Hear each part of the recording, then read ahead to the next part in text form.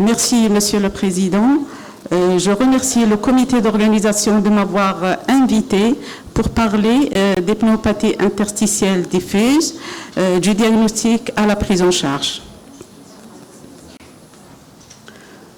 Donc, on sait tous que le diagnostic de PID est complexe, du fait qu'il s'agit d'un groupe hétérogène, très hétérogène de pathologies, qui sont différents sur le plan clinique, sur le plan évolutif, sur le plan de la sévérité, mais qui sont réunis par le seul point commun, qui est l'atteinte de l'interstition pulmonaire.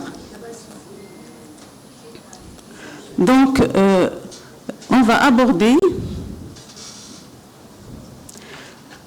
le diagnostic, bien sûr, par un interrogatoire et un examen clinique minutieux. Et il faut dire que différentes techniques d'exploration sont à la disposition du pneumologue, notamment la TDM haute résolution, le LBA, le bilan immunologique, la biopsie pulmonaire chirurgicale, la mini-invasive, la cryobiopsie, et à la fin, je vais dire un mot sur l'enquête génétique.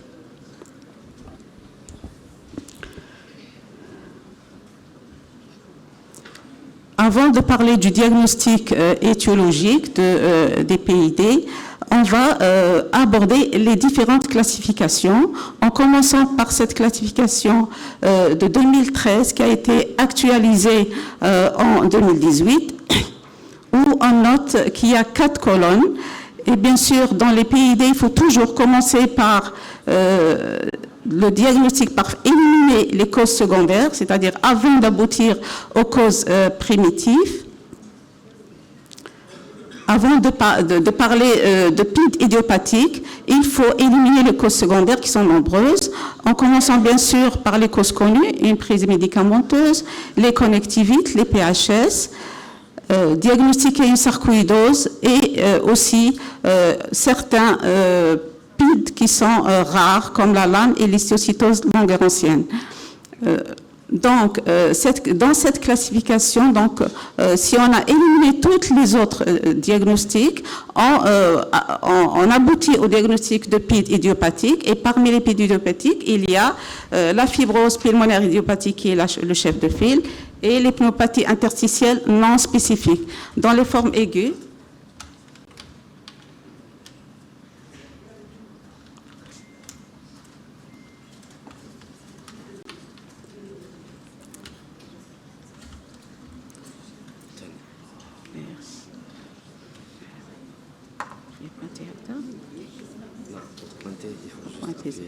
d'accord. Pour passer, je fais ça. Ça, c'est pour passer.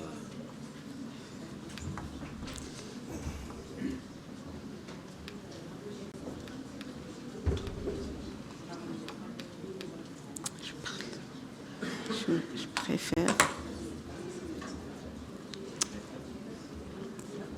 Donc, je disais dans cette classification, avant de parler de PID idiopathique, on doit éliminer les causes secondaires qui sont nombreuses, et pour aboutir à la fibrose pulmonaire idiopathique, qui est le chef de file, dans certaines formes, il y a certaines formes de PID idiopathique qui sont aiguës ou subaiguës, comme la POC, la pneumopathie organisée cryptogénique, et certains PID liés au tabac, comme la bronchiolite respiratoire et la pneumopathie interstitielle desquamative.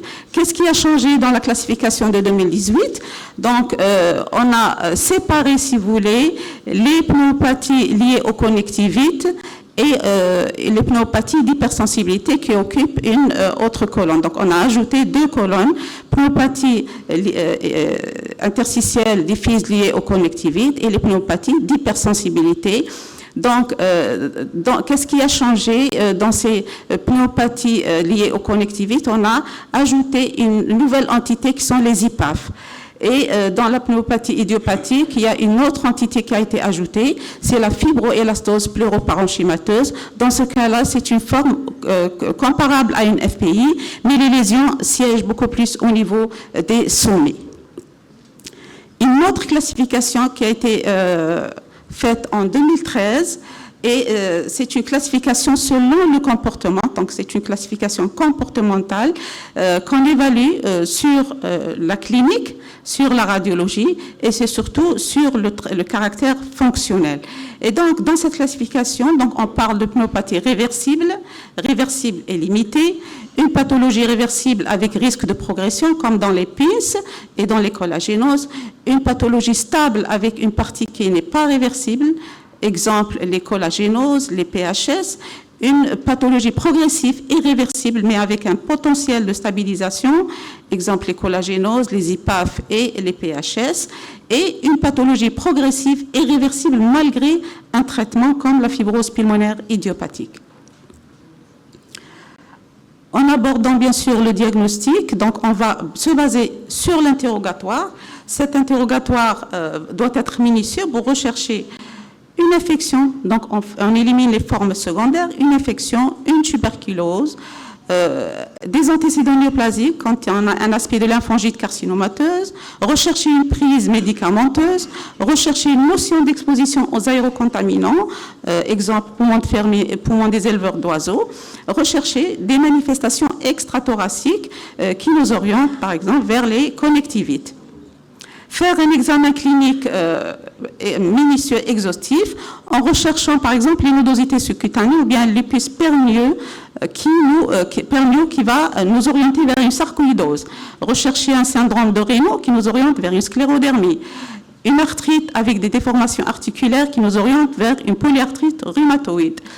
Une uvéite, une conjonctivite ou bien un syndrome sec qui peut nous orienter vers une sarcoïdose ou bien un syndrome de Gougerot-Sjogren. Rechercher les adénopathies afin de les biopsier dans la sarcoïdose et dans la lymphangite carcinomateuse. L'imagerie thoracique, donc le scanner thoracique haute résolution, c'est la TDM haute résolution qui occupe une place primordiale. Donc c'est un scanner qui est fait sans produit de contraste veineux, donc intraveineux, avec des reconstructions de coupes fines, avec un nombre d'acquisitions en décubitus. Donc c'est un scanner avec des coupes en inspiration profonde et en expiration, et en procubitus en fin d'inspiration. Donc, ce scanner, il va nous chercher ce qu'on appelle un rayon de miel, c'est-à-dire des cavités microkystiques jointives, sous-pleurales, bilatérales et basales, qui nous évoquent cet aspect d'UP, c'est-à-dire de pneumopathie interstitielle usuelle. Et donc, il permet de définir les caractéristiques scanographiques d'une UP. Donc, c'est un terme qui est auparavant réservé au diagnostic anatomopathologique. Voilà donc une autre classification des aspects TDM. Donc selon l'aspect TDM, actuellement on parle de pic. Quand on a une prédominance sous-pleurale et basale, avec une distribution hétérogène et la présence d'un rayon de miel avec ou sans des débits de traction. Dans ce cas-là, après avoir éliminé bien sûr les causes secondaires, on parle directement de pic et c'est des patients qui ne nécessitent pas de biopsie pulmonaire. La pique probable, c'est-à-dire même en l'absence de rayon de miel, si on a des lésions de réticulation avec des DDB de traction, de siège sous-pleural et basal, même en l'absence de rayon de miel, on parle de pique probable, puisque on retrouve à l'histologie dans 90% des cas un aspect d'IUP. Et bien sûr, si la clinique est compatible, c'est-à-dire après avoir éliminé le secondaire, on peut porter le diagnostic d'IUP probable. Et dans ce cas-là, on évite aussi de faire la biopsie pulmonaire chirurgicale qui est non indiquée dans ce cas et que l'indication de la biopsie pulmonaire chirurgicale doit être discutée quand on a un diagnostic alternatif ou bien quand on a un aspect indéterminé pour une pique. Quelles sont les lésions élémentaires, scanographiques élémentaires? Donc, ils sont classés en 4 catégories. Nous avons les nodules, les hyperdensités étendues, les opacités linéaires et réticulées et les hyperclartés aériques. On va aborder ces lésions une à une avec des scanners différents. Donc, voilà une première TDM qui montre des nodules, des micronodules qui ont une distribution aléatoire, donc distribués de façon hétérogène au niveau de tout le parenchyme pulmonaire, associés à quelques lésions ici des petites condensations avec des épaississements irréguliers, avec quelques excavations à ce niveau. Et dans ce cas-là, on porte le diagnostic d'une miliaire tuberculeuse. Un autre scanner qui met en évidence à ce moment des micronodules peu denses de sièges centrolobulaires épargnant totalement le liseré pleural. Voilà, ça épargne le liseré pleural, donc c'est des micronodules peu denses, centrolobulaires, et donc qui dit centrolobulaire, ils sont bronchiolaires. Donc c'est des lésions qui sont à distribution bronchiolaire, qui peuvent évoquer une bronchiolite respiratoire du sujet tabagique ou bien une PHS dans sa forme aiguë. Un autre scanner qui montre des micronodules distribués de façon au niveau des centrolobulaires. Donc, on a des micronodules centrolobulaires associés à des micronodules au niveau des interfaces. On remarque ici une sussure perlée au niveau sous-pleural, des nodules sous-pleuraux et au niveau péribronchovasculaire. Donc là, c'est une distribution, c'est ce qu'on appelle une atteinte centrolobulaire et périlobulaire, et donc on parle d'une distribution lymphatique des lésions et on pourra aisément diagnostiquer une sarcoïdose. La même image, donc c'est des micronodules à distribution lymphatique avec des masses périhilaires, parfois avec un rayon de miel, donc chez un patient qui a une sarcoïdose au type 4. Le même cliché qui nous montre des pseudomasses de fibrose bilatérale périhilaire avec des dédébits de traction et avec un rayon de miel localisé. Donc on porte le diagnostic de pseudomasse de fibrose évoquant une sarcoïdose. Les hyperdensités étendues et les condensations, donc là, nous avons quelques scanners. Donc, le premier scanner qui met en évidence une hyperdensité. Donc, c'est des hyperdensités en verre dépoli entrecoupées de zones d'hypodensité. Donc, hyperdensité et hypodensité. Donc, au niveau des zones d'hyperdensité, c'est-à-dire de verre dépoli qui occupent plus de 70% du poumon, on remarque qu'il y a une turgescence des vaisseaux, donc il y a une perfusion en mosaïque avec des dilatations de branches ici, des bronchiolectasies. Donc quand on a cet aspect, on évoque aisément aussi le diagnostic de PHS. Un autre scanner qui montre un verre dépoli qui est diffus, bilatéral, de siège sous-pleural, entrecoupé de lésions de réticulation, et cet aspect, c'est un aspect en dallage qui évoque une protéinose alvéolaire ou bien une lésion, enfin une infection au Covid. Toujours dans les hyperdensités, donc là, on a un aspect de scanner de connectivite qui montre cet aspect de verre dépoli qui est sous-pleural, bilatéral, entrecoupé de réticulation. Donc, c'est un aspect de pince avec absence, on ne note pas de rayon de miel. Par contre, on note au niveau de la base des dilatations de branches. Donc, réticulation diffuse avec des dilatations de branches. On peut évoquer ici un aspect de pic probable. Un autre scanner qui montre le même aspect, donc c'est un verre dépoli avec des réticulations et avec des bronchiectasies de traction à ce niveau. Et donc là, on a un aspect de pince avec absence de rayon de miel. Donc on peut porter le diagnostic. Là, il s'agit d'un scanner d'une sclérodermie, d'une patiente qui est porteuse d'une sclérodermie. Voilà une autre patiente que je suis, que j'ai reçue dernièrement. Donc c'est une patiente âgée de 73 ans, dont le début de sa maladie remonte à 7 ans. Elle a une dyspnée d'effort avec une peau qui est dure, sèche, au niveau surtout des mains et des bras et du visage. Elle n'a pas d'arthrite, mais elle a un syndrome de Raynaud. Elle a un syndrome de Raynaud associé qui avait reçu des cures de corticoïdes de brève durée en privé. Donc, elle a été traitée chez des médecins en ambulatoire. Et donc, sur son scanner, là, on note des réticulations sur un fond de verre dépoli avec quelques lésions, pas bien individualisées ici, quelques lésions de rayons de miel. Donc, chez cette patiente, nous avons fait un bilan immunologique qui a montré un taux d'anti-CCP qui est très élevé, des fins sont mouchetées, donc une présence de titres élevés d'anticorps anti-CCP avec des facteurs hématoïdes, des valeurs roses et latex qui sont fortement positifs. Donc, on a porté le diagnostic ici de PID qui est lié aux connectivites, peut-être une polyarthrite rhumatoïde, vu que les anti-CCP sont positifs. Le bilan immunologique est en faveur, mais vu l'absence d'arthrite, ça a posé un problème parce que dans la PR, il faut qu'il y ait une arthrite pour parler de PR. Et donc, on a évoqué à ce moment-là un problème de connectivite mixte. Voilà le cliché de la même patiente qui montre cet aspect sur les reconstructions coronales, qui montre un aspect de rayon de miel au niveau des bases. À ce niveau, donc c'est le fameux straight edge sign qui signe une PID qui est secondaire aux connectivites.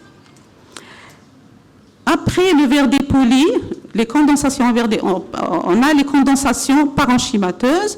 Là, c'est un scanner d'une femme de 53 ans qui a une asthénie avec altération de l'état général, un fébricule avec une toux sèche, mais le bilan immunologique était négatif, chez laquelle le scanner met en évidence des condensations parenchymateuses qui siègent en sous-pleural, au niveau des interfaces, comme ici au niveau de la sussure.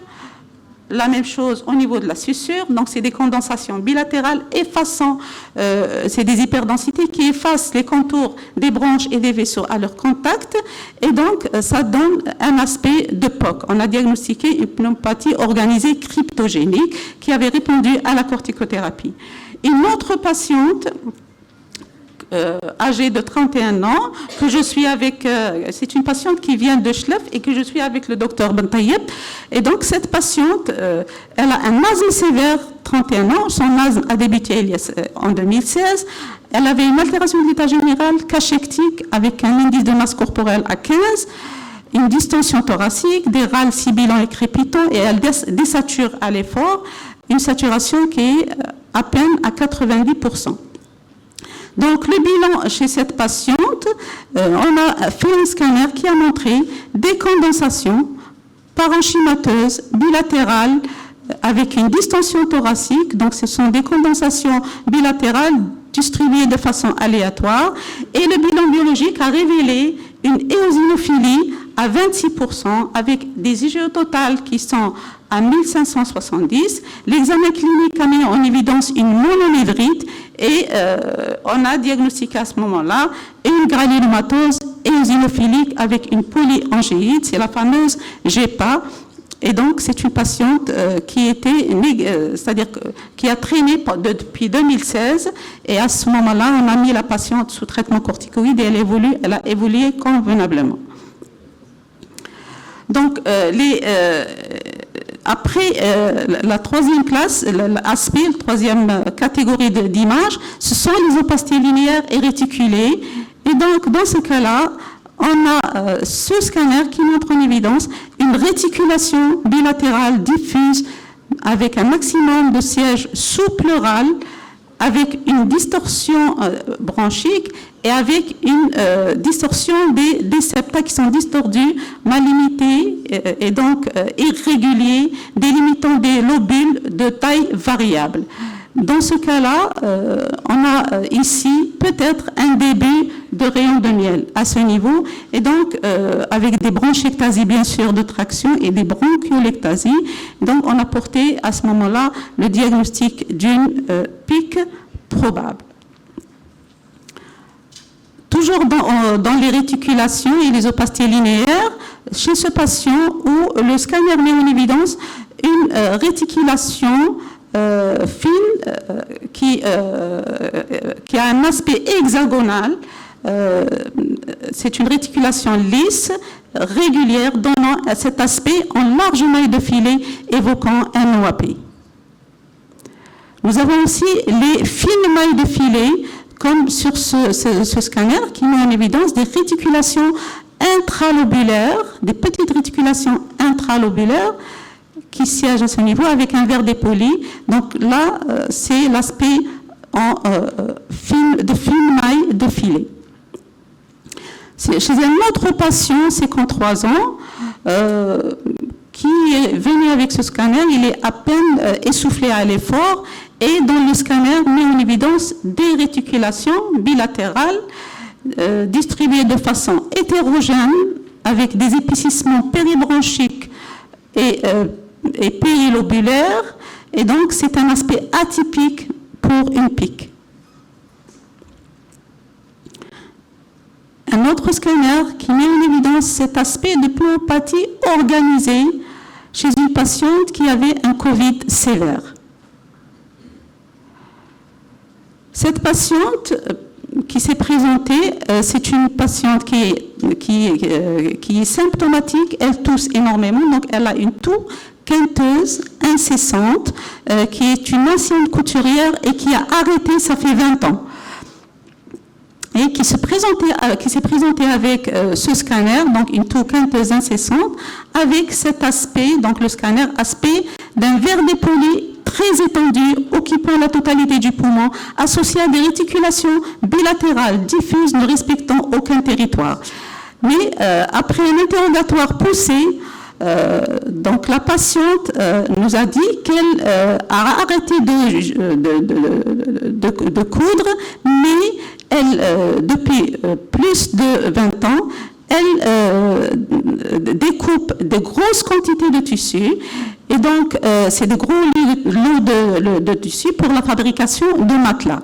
Et donc c'est comme ça que, malgré qu'elle a été mise sous corticothérapie à forte dose, elle a été mise sous dexaméthasone par un confrère, mais elle a continué à être exposée, et donc malgré le traitement, elle n'avait pas répondu, et donc dès l'arrêt de l'exposition, donc il y a quand même une diminution de la toux. Une autre patiente qui a une pneumopathie médicamenteuse à la corde à rendre, c'est une patiente qui a été mise il y a 7 ans sous corde à rendre, et dans le scanner a mis en évidence ces réticulations bilatérales diffuses avec un début de rayon de miel en postérieur. On sait que les pneumopathies médicamenteuses, même après l'exposition, continuent à évoluer à leur propre compte. Ça continue à évoluer vers la fibrose. Un autre patient qui se présente avec une toux et avec une dyspnée et un hypocratisme digital similaire à l'arthropathie pneumonique de Pierre-Marie Bomberger qu'on voit au niveau du cancer, quand on a un cancer, un patient avec un cancer bronchique, et le scanner met en évidence un verre dépoli bilatéral diffus avec peut-être ici un aspect en rayon de miel pas très net. Et donc, l'interrogatoire n'a pas révélé de notion d'exposition. Donc, c'est un aspect vraiment atypique pour une PIC. Et donc, le bilan biologique était négatif. Et je pense que c'est ces patients qui nécessitent une biopsie pulmonaire pour arriver à détailler le diagnostic. Un dernier aspect, c'est les hyperclartés aériques, donc kyste, rayon de miel. Comme chez notre patient, rappelez-vous de ce patient qui est venu en 2009 avec cet aspect de réticulation bilatérale, où on a diagnostiqué à peine un aspect de PIC. Il est revenu après 5 ans avec cet aspect de rayon de miel. Maintenant, il y a un aspect de cavité microkystique jointive bilatérale en sous-pleurale avec des réticulations, avec des DDB de traction, avec des bronchiolectasies à ce niveau. Et donc là, on pose le diagnostic d'une PIC certaine. Ce même patient, qui est décédé d'ailleurs, et j'ai reçu dernièrement un autre patient du même nom, c'était son cousin. Et donc, chez ce patient, il y avait, en 2018, il a fait un scanner où on note à peine un aspect ici de réticulation mélangé avec un rayon de miel. Et le scanner récent montre un aspect de pic. Et donc, probablement, il s'agit d'une FPI familiale. Le rayon de miel peut être aussi localisé, comme dans la sarcoïdose, pseudomasse de fibrose, avec un rayon de miel au niveau des pseudomasses. Donc, on va dire que la TDM-HR occupe une place primordiale en identifiant les critères tomodensitométriques d'une UP, un terme qui est auparavant réservé, il était réservé au diagnostic anatomopathologique. Elle permet aussi de guider l'indication des autres investigations et d'évaluer aussi le comportement de la PID. Donc le scanner occupe une place centrale pour diagnostiquer une PIC si on a un aspect de rayon de miel, après avoir éliminé les autres diagnostics secondaires. Et donc ce patient ne nécessite ni scanner ni LBA. Un aspect de PIC probable même en absence de rayon de miel, et la biopsie n'est indiquée qu'en cas d'un diagnostic alternatif ou bien d'une cause indéterminée de PIC. Comme autre examen, le lavage broncho-alvéolaire qui permet, il est utile d'écarter certains diagnostics, comme dans l'hémorragie intra-alvéolaire, la protéinose alvéolaire et le poumon éosinophile. Il n'a qu'une valeur d'orientation dans une série de diagnostics. Professeur Matahari, est-ce que vous pouvez conclure? Juste quelques plaques, je vais finir. Donc, dans la sarcoïdose et dans d'autres pathologies, il n'a qu'une valeur d'orientation. Les recommandations 2018, donc, devant un aspect typique de PIC, il n'est pas nécessaire de faire le LBA. Le bilan immunologique, il est guidé par le scanner. Je passe rapidement. Donc, anti-SSA ou anti-SSB dans le syndrome de Gaucher-Sjögren, les anti-sclérose 70 quand on a une sclérodermie, le bilan dans la polyarthrite rhumatoïde, les anti-CCP et les facteurs rhumatoïdes, précipitin sérique en dehors d'une notion d'exposition qui évoque dans la PHS, et le bilan, une recherche de mutation de gènes dans la fibrose pulmonaire familiale. Je passe sur les biopsies transbronchiques qui ont une rentabilité limitée. La mini-thoracotomie, il faut dire qu'après tous ces examens, on se retrouve dans un tiers des cas devant une indication de biopsie pulmonaire chirurgicale.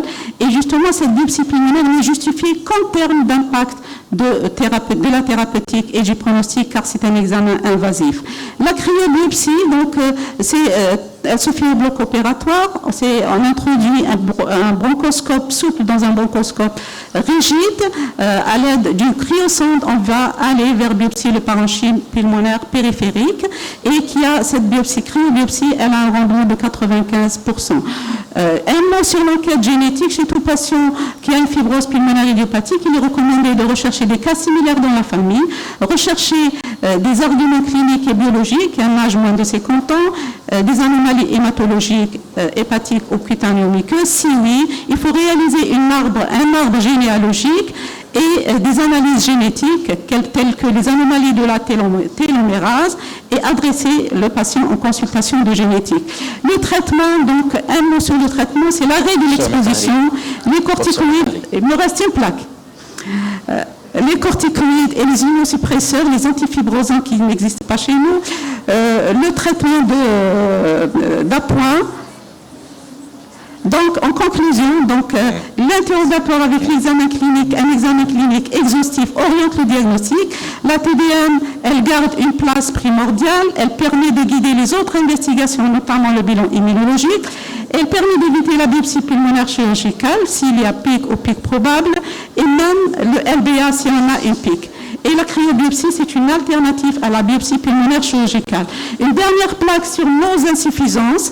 Donc, la TDM, elle est d'accès facile chez nous, mais manque de radiologues spécialisés, ils sont très peu spécialisés dans les PID. L'endoscopie, oui, mais la lecture du LBA n'est pas standardisée. Le bilan immunologique, oui, on le fait, mais il est très coûteux. La DLCE et la pitysmographie sont inexistants. Les biopsies ne sont pas faites. Même la lecture nécessite un anapathe spécialisé, et qui sont très peu. Donc la cryobiopsie n'est pas disponible, les antifibrosants non plus, et on note qu'il y a une prescription abusive des corticoïdes, et les DMD, il y a quelques centres débutants, et il n'y a pas de centre de référence, et je vous remercie.